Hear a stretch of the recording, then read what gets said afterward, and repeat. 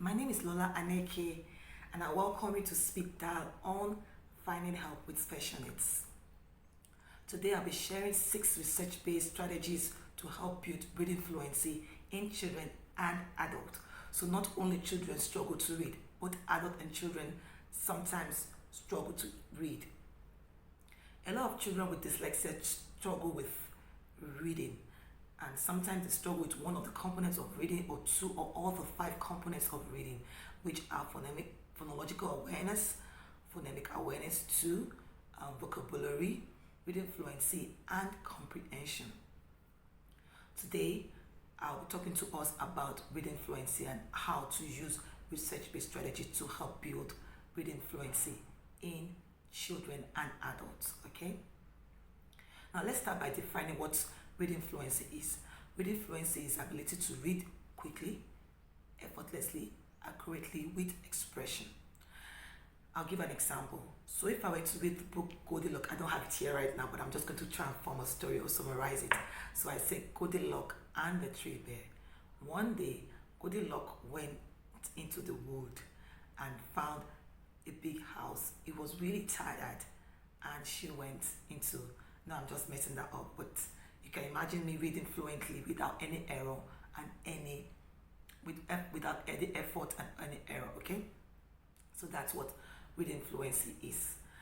The first strategy I'll be sharing with us today is 1, read aloud to the child. Read aloud to the child with using expression. Okay, when you read aloud to the child, make sure you use expression. Goldilocks was tired, and she ran and ran and ran and ran and ran, and she goes, "Oh, I'm so tired." All of those expressions helps the child to see and to actually almost feel the story as if it's also a part of the story. So read aloud to the child, and when you read with expression. Okay, talk to the child about the benefits of reading fluency. A good way to do that is by having a storybook, probably the Gingerbread Man this time around, and then you want to read to the child at 2 o'clock. I'm just giving an example, and then you read from 2 o'clock to 2:05, reading this fluently, struggling with the words and not reading clearly. And then from 2:05 to 2:10, you now read effortlessly, you read with accuracy, you read with expression. You could ask the child, which of this reading did you enjoy listening to? I'm sure the child will tell you the one you read fluently and not the one you read this fluently between 2 o'clock and 2:05. And you want to ask why. You want to know what the child enjoyed about how you read. You might realize that the child will say to you, "I love the way you said Goldilocks was tired," or "the gingerbread man ran and ran and ran and ran till he was tired." All of those, the child will pick out those strengths in your reading and say, "That was why I enjoyed the way you read fluently." That way, the child will also understand why it's important to read fluently. Now, the next strategy is to use choral reading. Now, the way choral reading goes is ensure that you choose a book that is of interest to the child. Remember in my last episode, I said it's always better to choose books that are related to the child's interest, be it football, princess story, whatever it is, football story. Ensure that those stories are the ones you pick for the child so as to trigger the child's interest in reading. So once you've got your story that the child likes, the next thing would be that you have a copy for yourself and a copy for the child. Okay, now it might be tough for you to have another copy for the child, so you might just want to type out a few passages in the book, depending on how long you want to read for that day, on your display board. You want to type it out and display it on your smart board or on your TV, a viewing screen that the child can read and can also see what you're reading. Okay, so first of all, you want to have 2 means of reading, 2 medium. So there's a book and another book, or there's a book and a screen. Secondly, you want to when you're reading, okay, you have the child listen to you. So you read out the story and the child listen to you.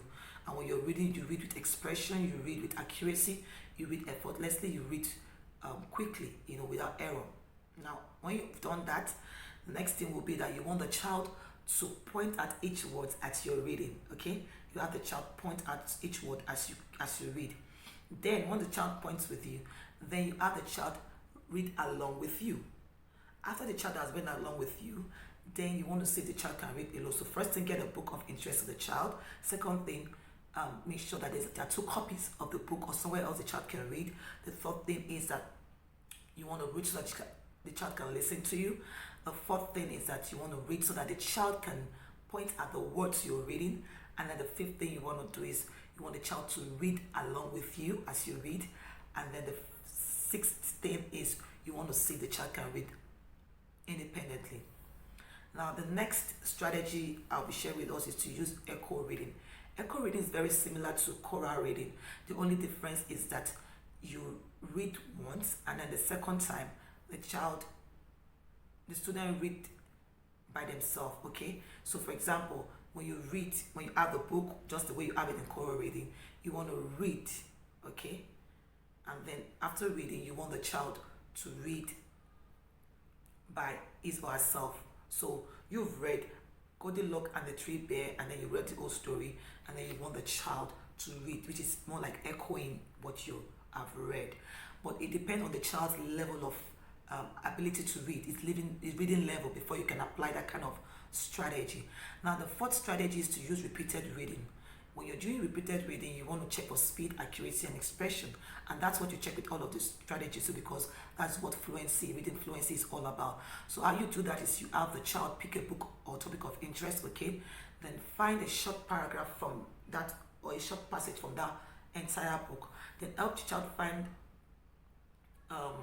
so once you found a paragraph of the book, you want the child to identify the paragraph that is very comfortable with, or sometimes the paragraph can be a passage can be 3 or 4 paragraphs. So you want to make it shorter, like maybe 2 paragraphs or a paragraph, okay? Then you read to the child fluently. Once you've done that, then you have the child read, okay, several times, okay, and you want to be able to check the child reading to himself and reading out, and then reading to himself till the child is comfortable with reading. That's the way to have repeated reading. Okay, the child does that until the child is able to read effortlessly. And you want to have a discussion with the child. You want to ask the child, tell you, I know you've read this repeatedly, and then try and make it fun, because sometimes repeated reading can be boring to the children. A good way to explain the importance of repeated reading is to use so most times, a lot of children know that when they do things repeatedly, they get better at it, okay?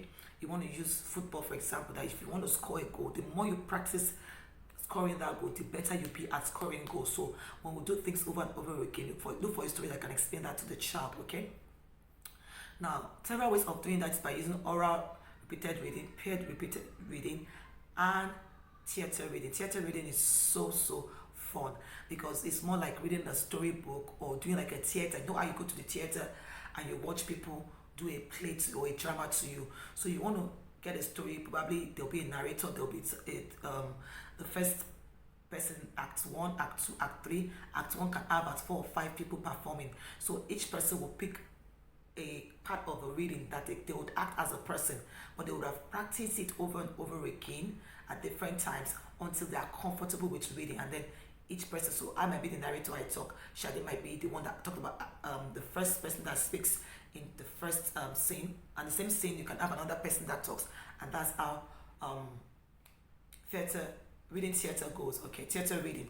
The fifth strategy is to use rapid word recognition or card, where you have different sight words or high frequency words, and the child keeps telling you those words over and over again. Maybe you have like 5, and then you rearrange it from 5 to 4 to 3 to 1 and all of that, and then the child would read so that the child is not cramming. And then you need the 6th strategy is to read and listen at the same time. There are different e-books or different books online. For example, there's a website called Storyline Online, where you can actually listen to the book and also read along. That way you help to promote reading fluency in a child and adults who are challenges with reading fluency. Unfortunately, today I can't do a recap because we are short of time. Time is against us, but please do well to listen carefully to this video again and put down your question in the comment section. Don't forget to subscribe to my YouTube channel, like, comment, and invite others to come and look out for our trainings that will be coming out very soon. Sometimes the next few months we're talking about We'll be training on dyslexia, okay? And then my book is coming out very soon, the Dyslexia Bible. Thank you so much for watching this video. Until I come your way next time, I am Lola Aneke.